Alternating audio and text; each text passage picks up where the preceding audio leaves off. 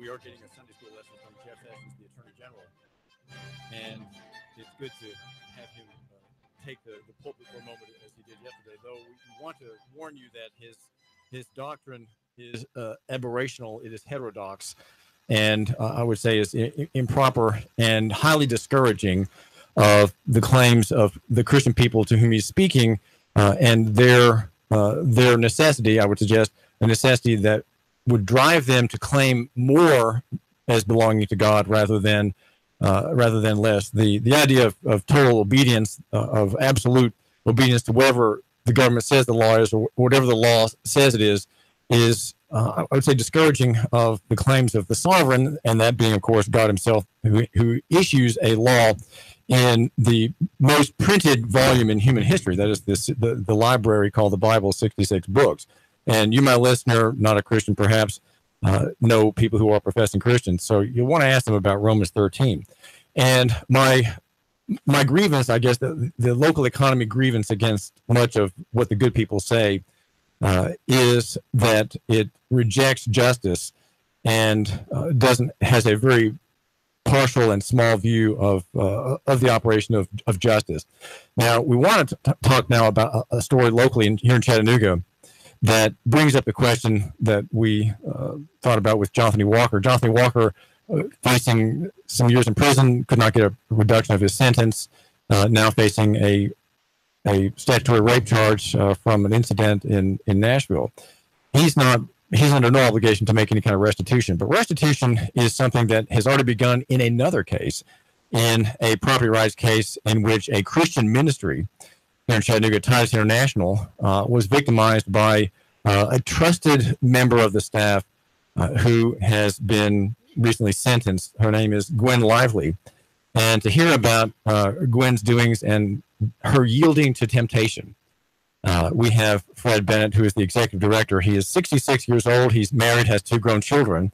One of them teaches journalism at Liberty University in Virginia.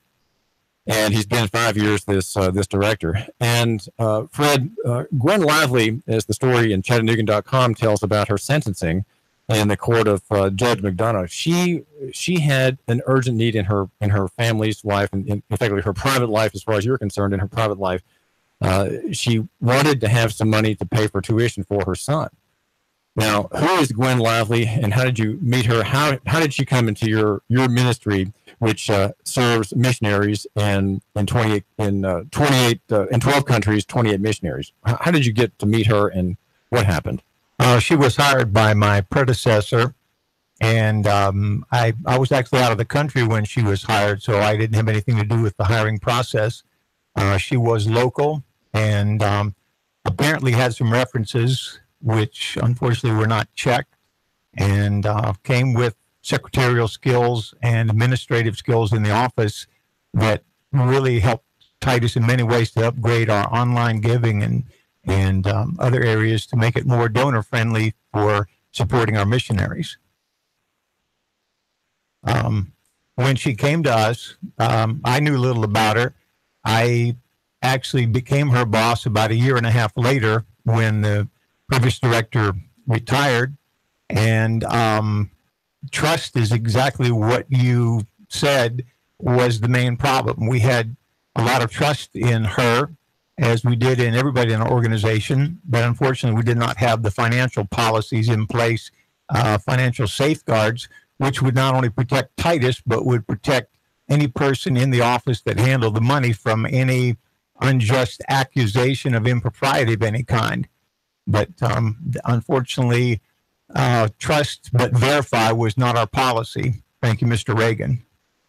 Well, you're referring to President Reagan's discussion about the Soviet Union and nuclear arms treaties, right, Fred Bennett?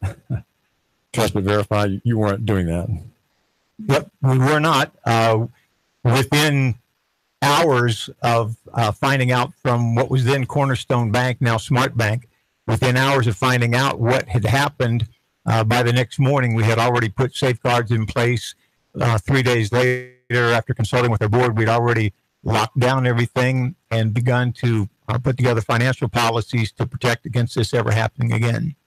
Well, she needed $16,000 for her son's private school tuition, and she took it.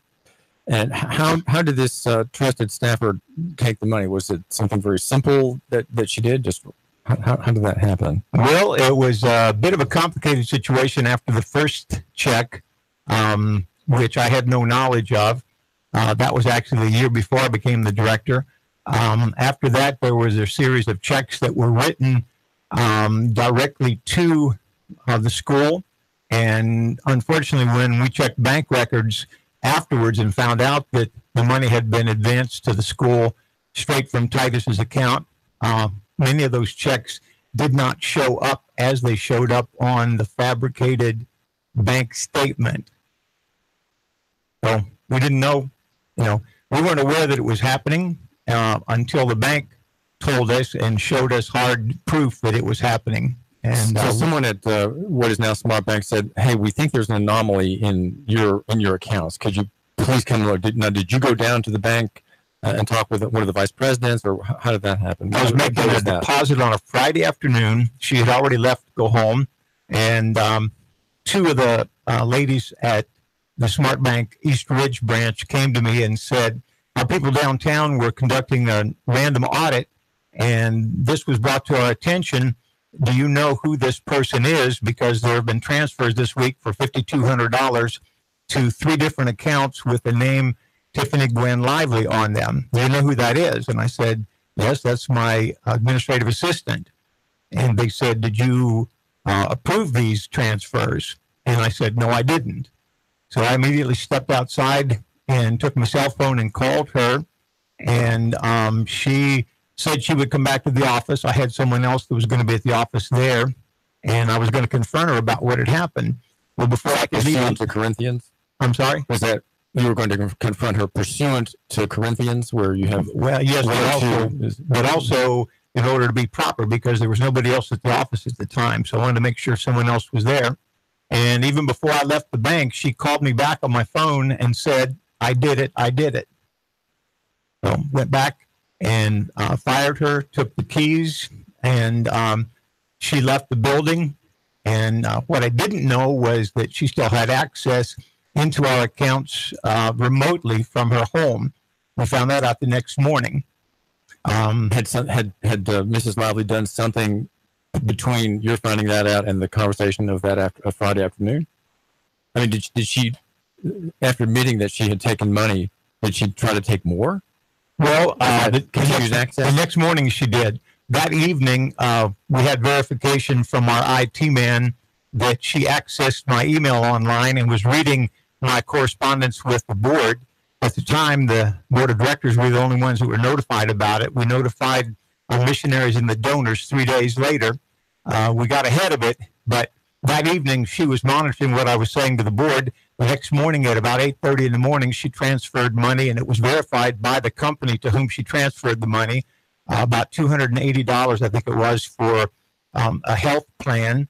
And they verified that it was a direct transfer from Titus's account. And she was the only one that had access to the account. And it was also verified the IP address from which she transferred the money. This is David Toulis. We're talking with Fred Bennett, who is the executive director of Titus International, who is telling us about the theft of $394,000 from this mission organization that has in 12 countries, altogether 28 missionaries, some foreign and some local people. Now, it seems rather saucy of Gwen Lively, Fred, after admitting in a phone call that she had taken money, that she took more for a something as mundane as a health plan. I mean, that's very unusual, it seems. Yes, it was very unremorseful. It was almost business as usual. The next morning, when we realized that it happened, the IT man that was checking our accounts immediately changed the password on Titus's account with Smart Bank, and that secured everything. At least for the meantime, it secured everything. By Monday morning, 2 bankers came into my office and sat down and showed hard copy of actual transfers and check transfers of $252,000. So very quickly, the money mounted up. Was there any way that you could stop payment, say on the last or final 1 or 2 or 3 usurpations? We were able to stop payment on one of the transfers out of the 3 that were done the week before, but that was all. Well, tell my listener a little bit about Mrs. Lively. She's reported to have been remorseful in the Chattanooga.com story I'm looking at from the 8th of June. And yet the actions here suggest that she wasn't really remorseful. As you say, she was acting in business as usual. What is your how do you analyze her person? What can you say about her makeup and? I don't really know her heart. I can't know her heart. Only God does. But from about 2 weeks after it happened, from that time on, the people in our office not only forgave her, and our missionaries did also, but we began to pray for her and for her husband and for her sons, because we knew it was going to be hard on their family, what they would be going through. And we really were not able to have any contact from her, nor able to contact her. I had been mentoring her son, praying with him in our office and having a little Bible studies with him as a young teenager, and had a good friendship with him. Another gentleman from the office and I had just really befriended him, and you're describing things before. Yes. And I had also befriended her husband. He's a great guy, and every time he would stop by to fix her car or whatever he would do, come by and bring her lunch, I would always go out and greet him, and he was a great guy.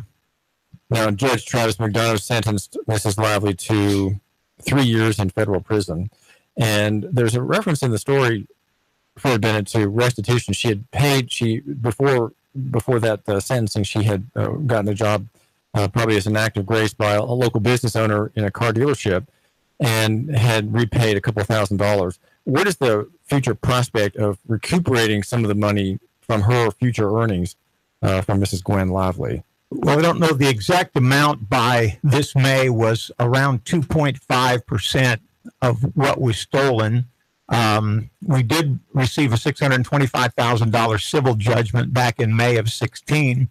The judge said that she will forfeit 50% of her prison wages while she's in prison. And then, according to Department of Justice laws about repayment, she will have 20 years plus time served to pay back the money to us. So there is a program of restitution, is what I'm asking about. Yes, there is. And talk about that. Well, as soon as she gets out and regains a job, actually on her federal probation, she was required to work right up until the time that she was sentenced and incarcerated next month. They were requiring her to pay the money back as best she could. We don't really have any hopes of all of it coming back, but she is paying some of it back to our missionaries, and we put it in a special account. It's a recovery fund, and so, something is better than nothing. And so say something about how old she is and what the prospect of her future earnings. You say you don't think he'll get it back, but a smart person who works hard, innovates, and creates a business could generate a couple $100,000. Let me say this, David. I believe we could have recovered a substantial amount of the money, except within 29 days after the civil ruling, she and her husband filed bankruptcy, and we had to go back to court, and I think we spent about $2,500 more petitioning the court to exempt Titus to exempt her from not having to pay the money back to Titus. And we did get a ruling on that so that we could garnish her wages. And that's the only way we've been able to get some money back. Otherwise, we wouldn't have got anything back. Okay, I'm sorry, I'm not quite understanding the explanation of the civil case. It filed civilly against her once this was discovered. Right. And say again what the judgment was and what the court was and what the consequence of that ruling was. It took the judge 10 minutes to deliberate, and she came back in our favor with a $625,000 total civil judgment, not only what had been stolen, but fines and interest. And then within 29 days, basically that was taken out of our possibility of even receiving the money back by the bankruptcy. So we went back then and had to refile in order to have her exempted and be able to get a little bit of money back. Now, my listeners hearing this is thinking somehow unkindly about you, but how would you make the listener understand that, well, you're not doing something wrong by pursuing aggressively your rights, right? Because your organization, Titus International, here in Chattanooga, is a victim, and you're afraid that the state will have its satisfaction by having an imprisonment, but you want to be able to get back. You have rights that are victims' rights that are to be defended, right? And you're only right and just to seek this redress. I believe that we are, both biblically and legally here in the country. The Department of Justice has a victim advocate that was assigned to our case, and they've done an excellent job along with the U.S. Attorney's Office and the local FBI field office. They did an excellent job of finding the information, taking the time to do the research, get the evidence, and get this ruling for us. But it was the peasant farmers and peasant pastors in northern Philippines that lost the money. It was the men and women and children who were human trafficked in Moldova that lost the money. It was a drug and alcohol rehab farm, 3 of them actually, in Ukraine, a crisis pregnancy center, and a post-abortion counseling center in Ukraine. It was folks in a couple of countries that I'm not allowed to mention that lost the money. It wasn't Titus International as a body, because we're just a sponsoring organization to help the money get from supporters to the missionaries on the field. We had camps in Romania and other countries that lost money, and some of them went without. Some of them were able to borrow from other places. Some of their supporters actually kicked in with an extra amount of money to try and help make up the losses. We were willing at the time, if need be, to sell the building, dissolve all of our assets so that our missionaries would not lose any money. I'm thankful that because of their supporters and donors, we did not have to do that. But we were wondering for a year or more if we're going to have to lose everything as an organization in order to make sure that our missionaries and their people out around the world did not lose. So I'm not quite clear on the word lose, Fred Bennett. You are the executive director of Titus International, having suffered a theft of nearly $400,000. Your missionaries weren't really going to lose money. They just weren't going to get what they were counting on. Is that correct? Is that right? Okay. So they had made budgets, made plans, maybe signed contracts for things coming into the future, assuming cash flow from Titus International, but now suddenly, because of the theft of Gwen Lively, is cut. Correct. And some of our missionaries, for example, our missionaries, their bills stateside are paid through our office. They will store up money during the year to pay 1 year for a retirement policy or health insurance or life insurance.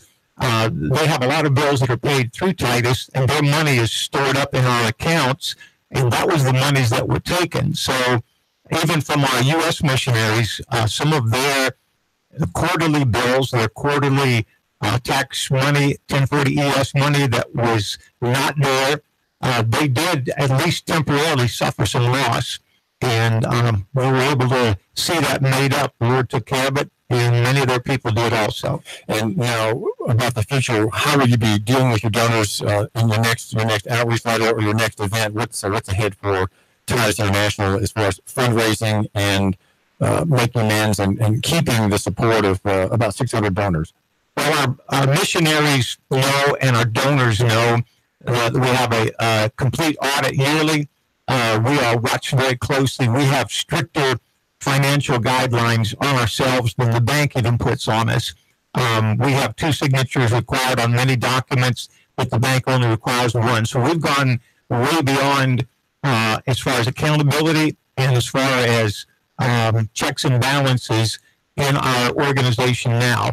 And we were also so much upfront about it. I think the reason that we didn't lose more supporters than we did was because we got out in front of it and said, this is a problem, and this is what we're doing to take care of it, and we told them. I guess that would be advice to you, my listener, here on the David Toulis Show. The number is 800-8949 if you want to give me a call for for our next segment. We've been talking with Fred Bennett, and being upfront about an injury done to you from your own fault, your own lack of organization, perhaps your lack of following perhaps standards for 501c3 ministries. But here we have an upfront ministry saying, hey, we've been hit, we've been hurt, and you, our donors, please forgive and help us to pray about this, and we're going to do better. And that's what you've done. Yes, sir. We've done it the best we can, and we'll keep on doing it. Thanks for joining us. Here we are talking with Titus International about the junior athlete deception at FAFSA, and the missionaries have been hit around the world in 20 countries. But amends are being made. A woman is going to be serving time in prison, and there's a claim on some of her future earnings to restore what has been stolen. David Tour is radio, and now I've got some important messages. Tune in. 3, 2, 1. Chattanooga Radio, digital FM 95.3 HD4, 92.7 FM's news now. 2 high-profile Dixon County inmates will be shifted over to state custody. Joseph Daniels is accused of killing his son and hiding his body. He'll be moved into state custody because of the strain it puts on the local jails to house such a high-profile defendant. Erica Castro Miles will be moved for the same reason. She accused of killing Deputy Joe Baker. Tunnels in Chattanooga will close down next week for cleaning and clearing. Work will begin